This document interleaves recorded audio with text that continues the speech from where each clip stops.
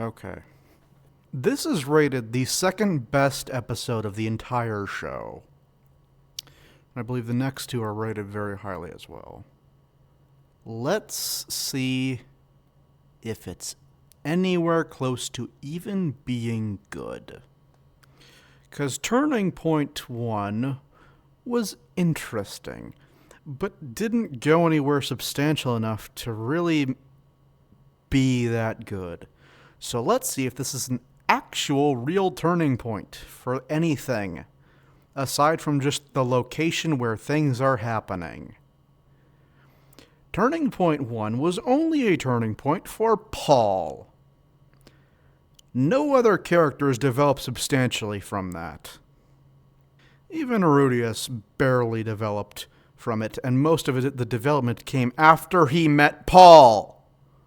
Yeah, comparing Turning Point 1 to episodes 13, 15, or 18 in ReZero really shows off how tame of a turning point it was. Frankly, him being sent away to work with Eris was just as much of a turning point. Now, they may develop things more that happened during that initial turning point, but as of now, they've almost done nothing with the original Manda disaster. They've done almost nothing with anything that got set up there. You suddenly lose your parents? Your siblings suddenly beat the living crap out of you? A truck suddenly runs you over? You're suddenly reborn in another world. Your father suddenly attacks you and ships you off to tutor a young noblewoman? You're suddenly... Okay, I feel like this show has a real obsession with just fucking doing things. No setup, no context, just here's a thing that's happening now. Accept it, bitch. Happened last episode with Rui, Jerd, and Eris being brought on by the guards to save the family. It's like, okay, I guess they're doing that now. No context for how that happened. I'm sure we're going to get some context, but this show really loves just throwing you into something and just dealing with it later. Which is... It's meant to hook you into the episode and stuff, but frankly, I find it more boring. That works in a first episode of a show. In that, you actually need to hook people in. And, I mean... Just look at ReZero, where it actively makes fun of the trope. It literally does it in the first episode while the protagonist is commenting on a manga or light novel that he's reading, saying, yep, I know where this is going. They're trying to hook you into it by surprising you early on. Like, that's literally how ReZero opens. And of course, they have to do the fucking Deadpool commentary from Rudius and all this shit. Just like, I bet you're wondering how I got here. Like, that's the equivalent of what this fucking commentary is. People suddenly die. I mean, none of these three are gonna die. I don't know why it's trying to make me think they will. This is such a weirdly beautiful song for such a disgusting show.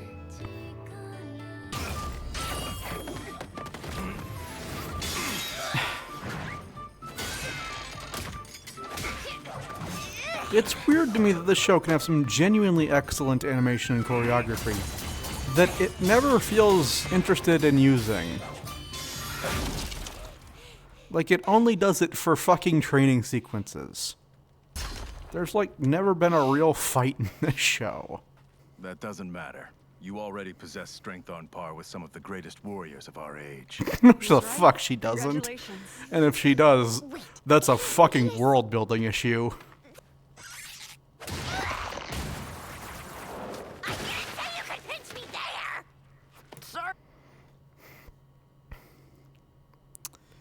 Remember, what was that, 2 episodes ago? Pretty sure he said he was taking accountability now. And that he'd improved and he was better. So we wondered why he still had his original form when talking with Man God. Fascinating. I'm a warrior. But don't let it go to your head. that also means I won't treat you as a child any longer. Understand? Yes! It is so fucking baffling to me how much people can praise the writing in this show, even those who have the same issues I do with it.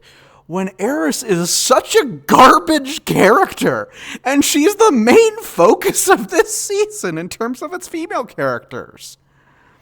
Like, Roxy and Sylphie got like 5 episodes at most. Eris gets the rest of the season, and she's one of the most boring characters in the show. Emilia had more development in the first season, and the first season barely developed her. Wait, are you talking about the gods we saw listed on that stela along Holy Sword Highway? I would have thought So people as specific. strong as them could eat.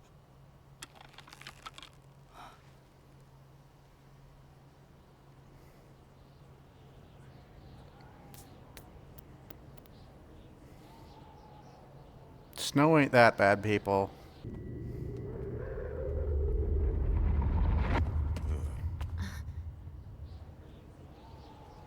Could they just sense the strength, or Stay right where you are. Don't There's- move a muscle. are they Either of known? you. Okay, probably just sense their power then. What the fuck? Please wait! Who are you? Oh, beg your pardon. My name is Rudius Greyrat. A gray rat, you said. Yes.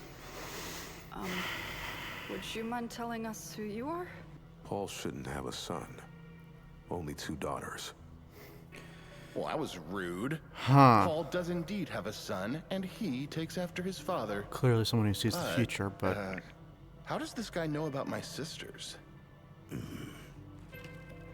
some kind of foresight that didn't account for Stop! Don't come any closer! Rudius. Interesting. Boy, are you perhaps familiar with the name Mad God? Oh, I am! He's appeared in my dreams and... Why would he respond? That's So that's it. a I weird should way have to known respond you to were an that. apostle of Rudius. the Mad God. Why did Rudius react that way? I mean, he was stupid in the last episode too, so maybe I shouldn't be surprised, but... This show could have used actual action more spread throughout if it's going to have this quality of animation. I don't fear for any of their lives. This is the most I've noticed of music so far in this show. Damn. You have great potential, Eris Boreas Grey Rat. The Grey Rats are such an irrelevant family. Kind of weird that he knows so much about them. Tell them Dragon God Orsted is about to end this once and for all. Okay. That's why they brought it back up. Them bringing the gods back up did seem kind of sudden. Makes sense if they were going to bring one in right away.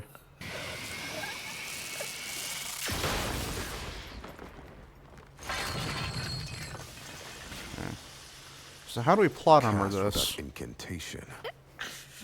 That's quite enough of that. Disturb magic. Oh goody, he's got counterspell. Well, aren't you a crafty one? I mean, what did that achieve? It just got him farther away, but this dude was already walking away from him. Open. Front warm gate. The dude literally called himself a god, and you're still trying to fight him? He may rifle that place. The dude was walking away. You could have just left him alone. How are we plot armoring our way out of this one? Again, why did Rudius feel the need to fight back? I don't want to die.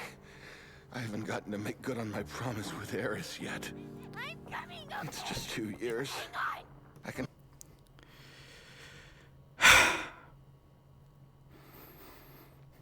That is all he can think about as he's fucking dying.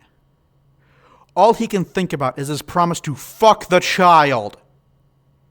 If you want me to believe even the slightest bit that he has improved or changed as a person, have him comment that he won't be able to keep his promise to Eris to bring her home, not to fuck her.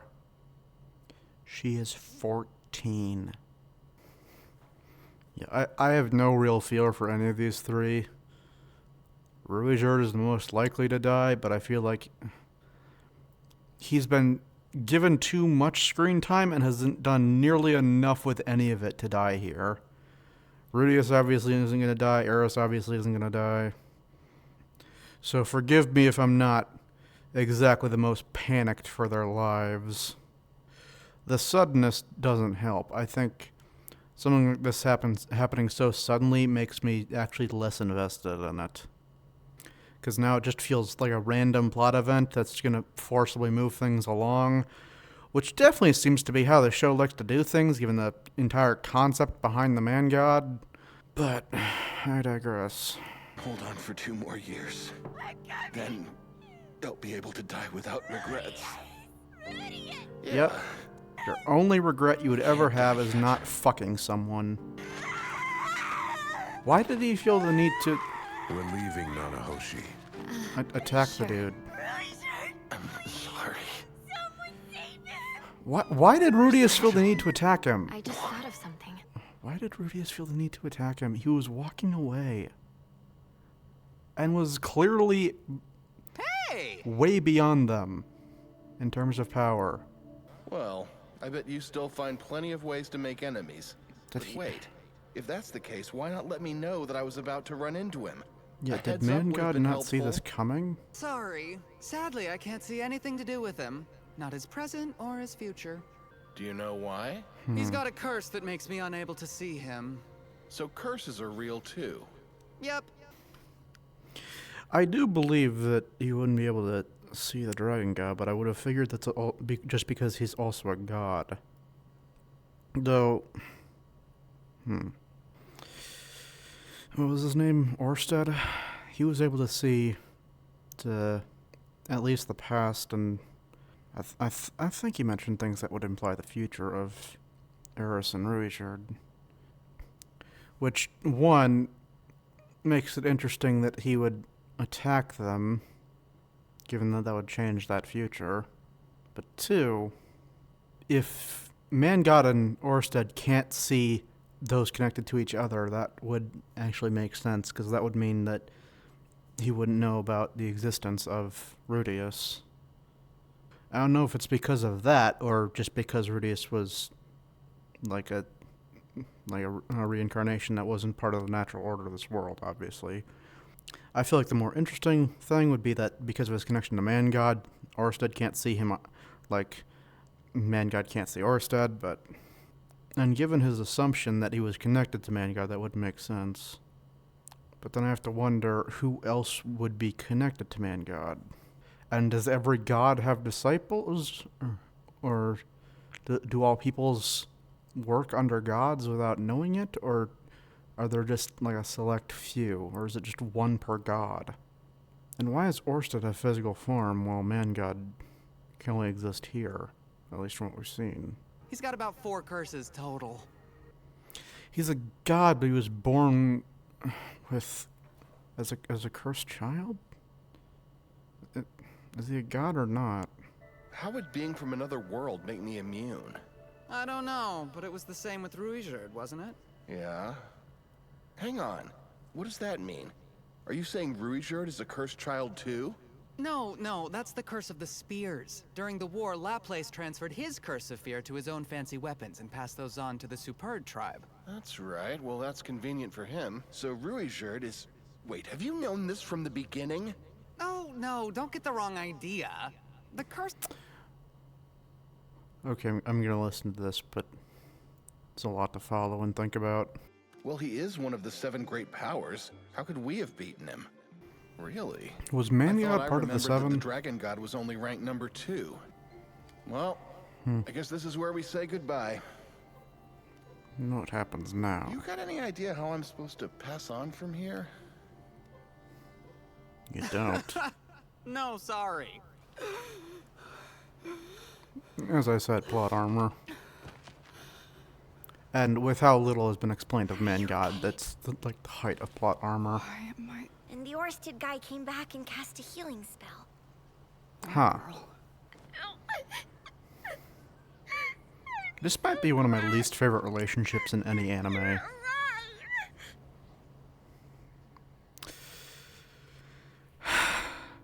That's the second best episode of the show. That's so concerning. It's not bad, but like, yikes. Yeah, it's really concerning that that's considered the second best of the show. And if y'all don't know why I keep saying that. Yeah, so IMDb lets people rank by episode. Yeah. I've seen 3 of the 4 best episodes.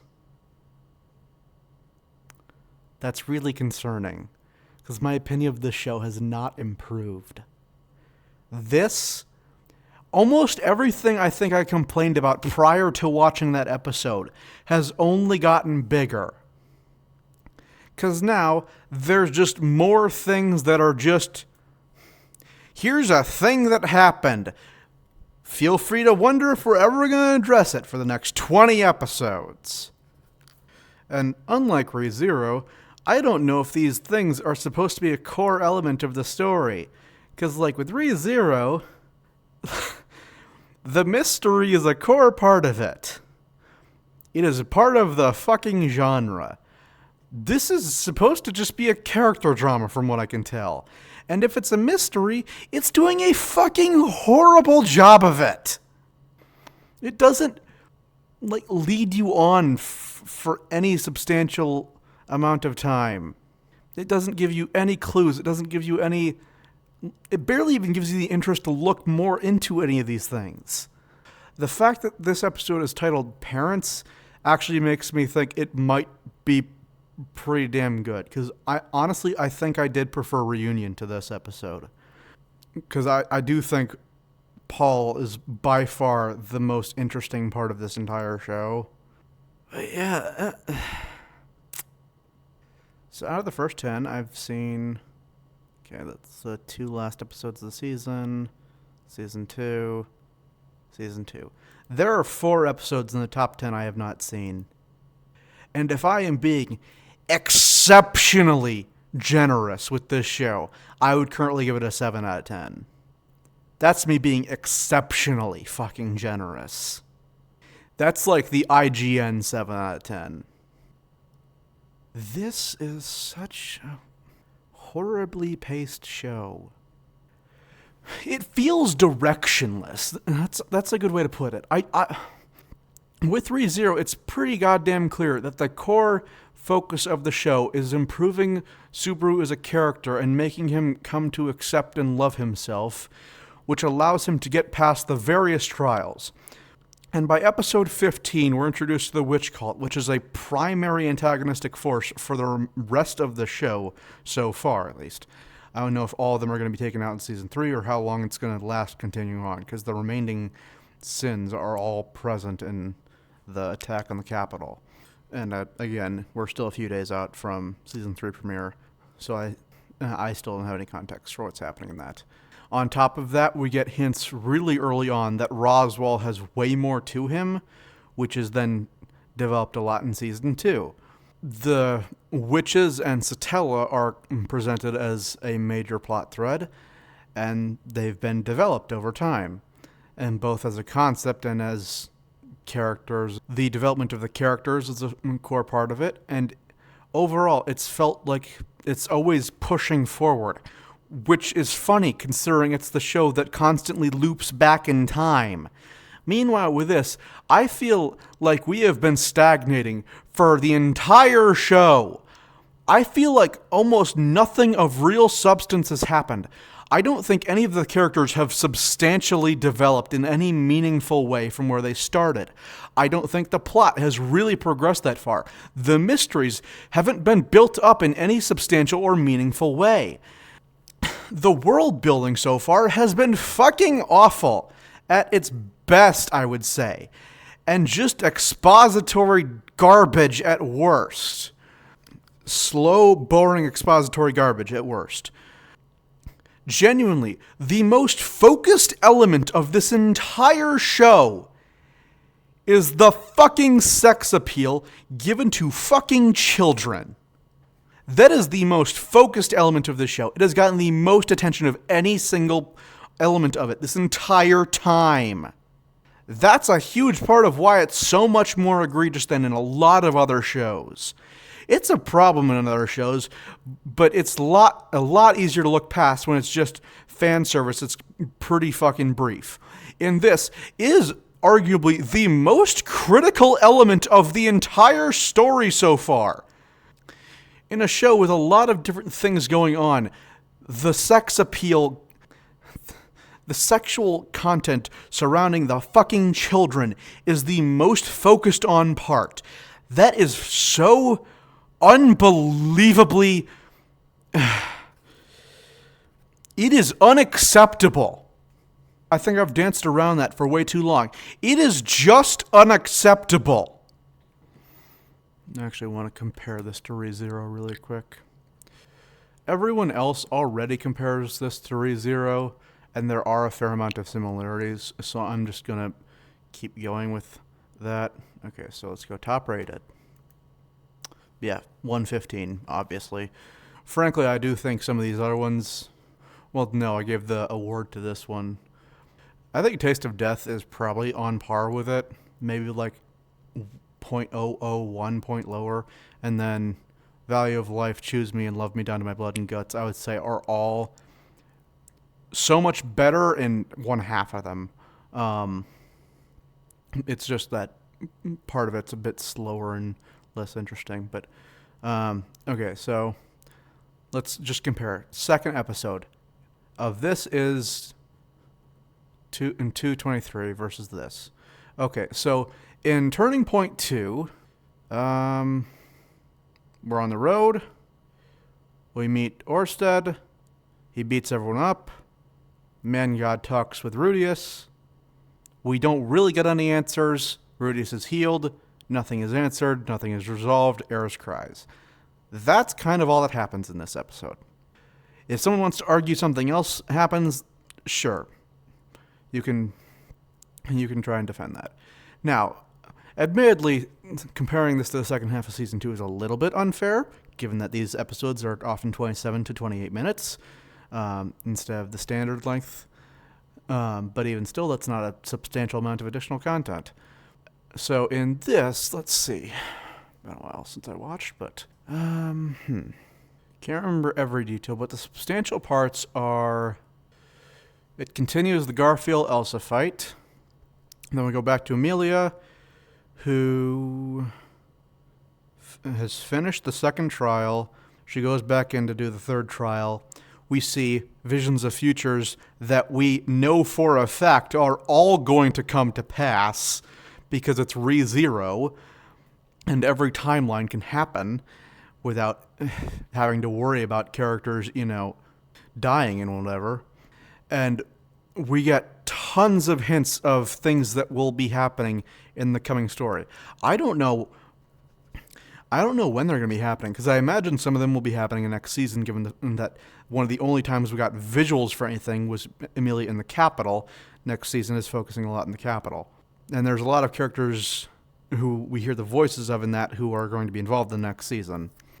We also see Rem, which does kind of confirm the fact that she will be returning, even though we are all kind of assume that to some degree. And it just leaves this general degree of uncertainty. Then after that, she meets with Minerva. We get possible hints about Amelia's mother. We get hints that Minerva knew her. I don't have a tinfoil hat on right now, but if I did, I would say some other things. We got a setup for a later meeting with Amelia and all the other witches, which I really want to see at some point, especially if Satella is invited. That'd be very fucking interesting. Then Amelia leaves, breaks the seal. Then Garfield and Elsa continue fighting. Subaru tries the dust explosion, doesn't work.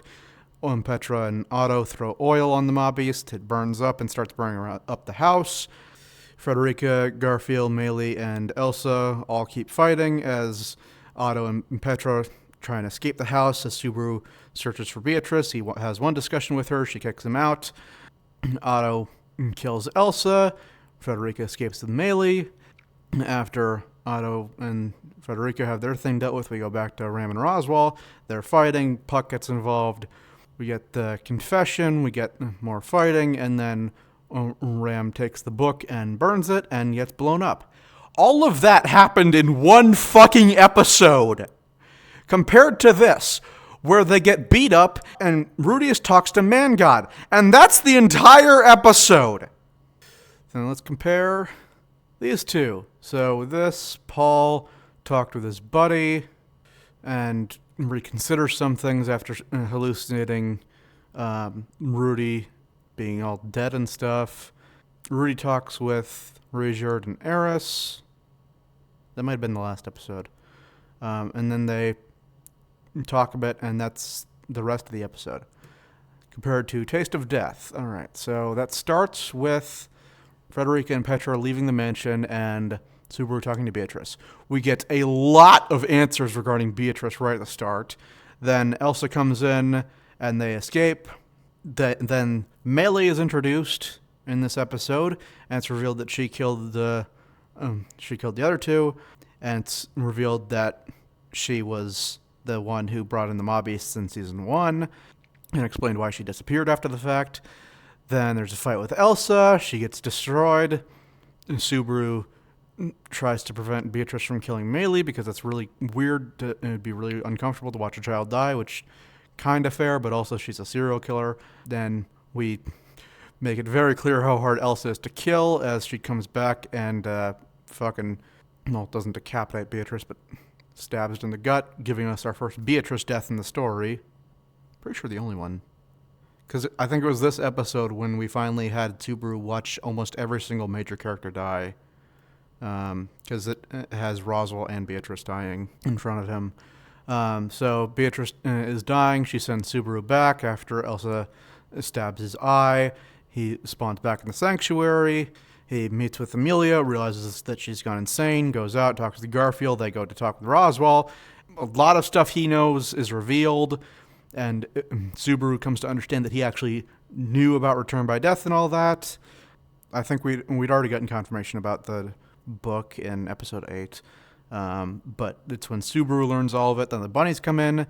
Roswell kind of explains more about what he's seeking in the grand scheme of things and what he wants from Subaru. He gets eaten by the bunnies. Subaru gets eaten a bit and goes to Amelia.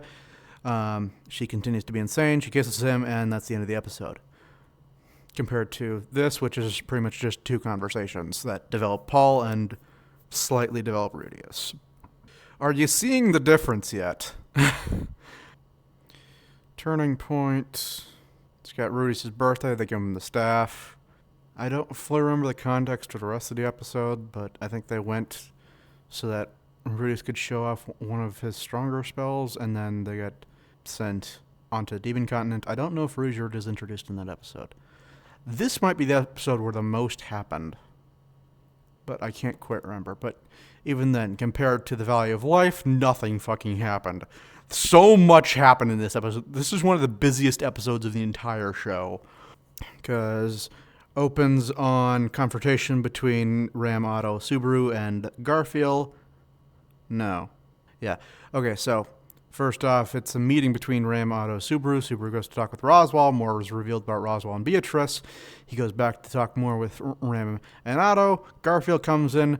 They start fighting him so that Subaru can escape. All the villagers help guide them out. Ram is seemingly killed. Garfield continues to approach them. Otto and Patricia help Subaru try to escape. Both of them die. Subaru gets teleported back to the graveyard? Can't remember exactly which building. The prison, right? He gets teleported back to the prison. He comes out. There's snow everywhere. No explanation about what happens or why that is. He continues around, sees that no one is anywhere. All people are completely gone.